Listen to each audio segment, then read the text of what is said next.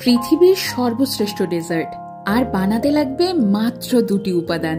2 KG গরুর দুধকে বেশ ভালো করে ঘন করে নিয়েছি। অ্যাপ্লাই করব একটা ছোট্ট ট্রিক। ঘন দুধের ওপরে করব বাতাস আর পড়বে স্বরের আস্তরণ। সময় সাপেক্ষ, জাল দিতে হবে প্রায় 2 ঘন্টা যাবত। আবার বাতাস, আবার স্বর, পাশে রাখবো সরিয়ে। ধীরে ধীরে গাঢ় হবে রং, ঘন হবে দুধ, স্বর হবে চওড়া। বানাচ্ছি ঘন রাবড়ি। সৌভাগ্যক্রমে রাবড়ি গ্রামে যাওয়ার সুযোগ হয়েছিল। গ্রামের প্রতিটা ঘরে ঘরে কি করে রাবড়ি বানায় তা নিজে চোখে দেখে এসেছিলাম। আজ সেই পদ্ধতি নিজের রান্নাঘরে প্রয়োগ করলাম। এবার এতে যোগ করব সকলের প্রিয় খেজুরের গুড়।